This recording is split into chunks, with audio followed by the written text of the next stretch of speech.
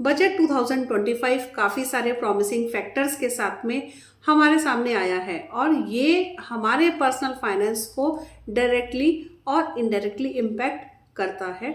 तो आज की इस वीडियो में हम ऐसे ही कुछ डायरेक्ट इनडायरेक्ट इम्पैक्ट्स की बात करेंगे जो कि आपके पैसे को कम या ज़्यादा कर सकती है, आपके जो नैया है पर्सनल फाइनेंस की उसको पार जाएंगे या फिर इस पार ही रहने वाले हैं, इस बारे में बात करेंगे। तो एक एक टॉपिक को कवर करते हैं बहुत ही आसानी से ताकि आप इसको समझ सकें।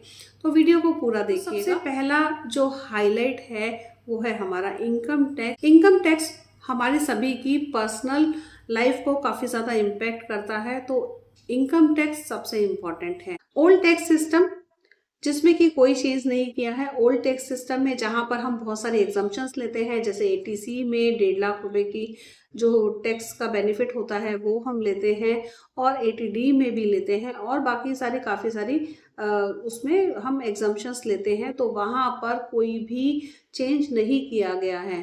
लेकिन अगर आप न्यू टैक्स सिस्टम फॉलो करते हैं जहाँ पर हम कोई भी तरह की एग्जम्पशन डिडक्शन नहीं लेते हैं, तो वहाँ पर हमें 12 लाख रुपए तक की इनकम को टैक्स फ्री कर दिया गया है। यानी कि 12 लाख रुपए अगर आपकी एनुअल इनकम है एक फाइनेंशियल ईयर में, तो उस पर कोई भी टैक्स आपको नहीं देना। यहाँ पर आपको 75,000 का स्टैंडर्ड डिडक्शन भी मिलता है। तो यहाँ पर इनकम टैक्स में ओल्ड टैक्स सिस्टम में कोई भी चेंजेस नहीं किए गए हैं, जबकि अगर आप न्यू टैक्स सिस्टम फॉलो करते हैं जहाँ पर कोई डिडक्शन वगैरह नहीं लेते हैं, तो वहाँ पर आपको 12 लाख रुपए तक की इनकम पे कोई भी टैक्स नहीं देना। नंबर 2, इम्पैक्ट सीनियर सिटीजन के लिए। देखिए, हम सभी जानते हैं कि सीनियर सिटीजन ज़्यादातर अपनी इंटरेस्ट इनकम पर निर्भर करते हैं। तो जहाँ पर इंटरेस्ट इनकम में 50,000 रुपये पे टीडीएस पहले काटा जाता था, इस लिमिट को अब डबल कर दिया गया है, यानी कि 50,000 की लिमिट को अब 1 लाख रुपये कर दिया गया है। अब 1 लाख रुपये तक का आपका इंटरेस्ट पे कोई भी टीडीएस नहीं कटेगा। टैक्स आपको देना होगा, टैक्स के बारे में मत सोचिएगा, लेकिन टीडीएस नहीं कटेगा, क्योंकि ज़्यादातर ऐसे होता है काफ़ी सारे लोग अपना टैक्स फाइल नहीं करते हैं। तो अब अगर टीडीएस काटा गया तो आपको जो पैसा वापस मिलेगा वो टैक्स फाइलिंग के बाद में ही वापस मिलेगा, जब उसका रिफंड आएगा।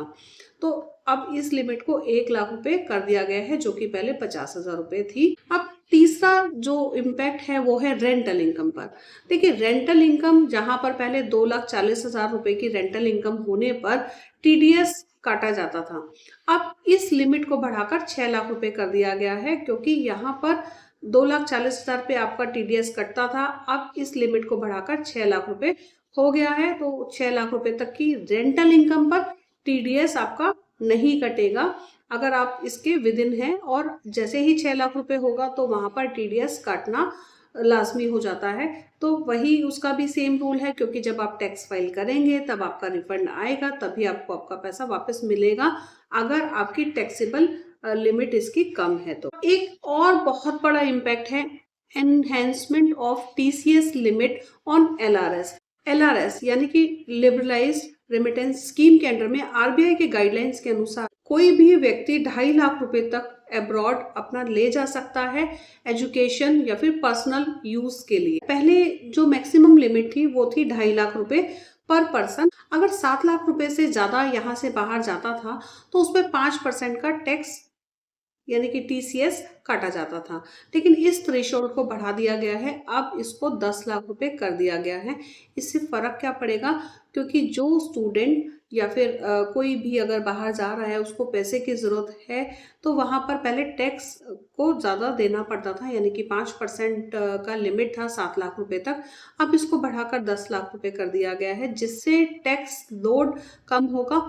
इसके अलावा जो स्टूडेंट्स बाहर जाते हैं पढ़ने के लिए और अगर उनका एजुकेशन फीस लोन के थ्रू जा रहा है, तो उस पर कोई भी टैक्स वहां पर उनको नहीं देना है। देखिए, एनएसएस की जो स्कीम है, नेशनल सेविंग स्कीम, जो कि अभी तो बंद हो चुकी है, लेकिन बहुत सारे सीनियर और सुपर सीनियर सिटीजन्स के पास में एनएसएस की स्कीम है, जहां पर मनी विड्रॉल पर उनको कुछ टैक्स देना पड़ता था।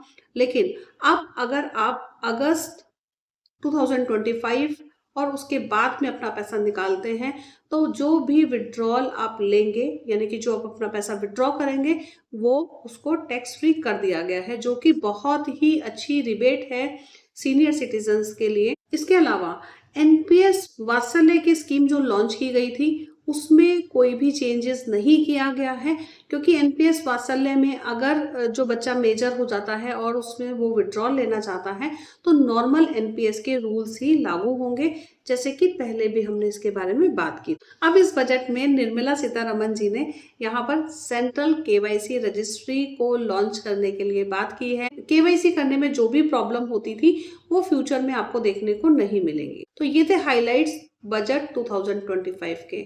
हमें कमेंट सेक्शन में जरूर बताइएगा ये वीडियो आपको कैसा लगा। अगर आपको वीडियो पसंद आया तो लाइक का बटन जरूर दबाइएगा, और अगर आपने अभी तक हमारा चैनल सब्सक्राइब नहीं किया है तो चैनल को सब्सक्राइब जरूर कीजिएगा, और साथ में बेल बटन को भी दबाइए ताकि नोटिफिकेशन आपको हर बार मिल जाए। Thank you for watching. Happy investing. मिलते हैं हमारी नेक्स्ट वीडियो।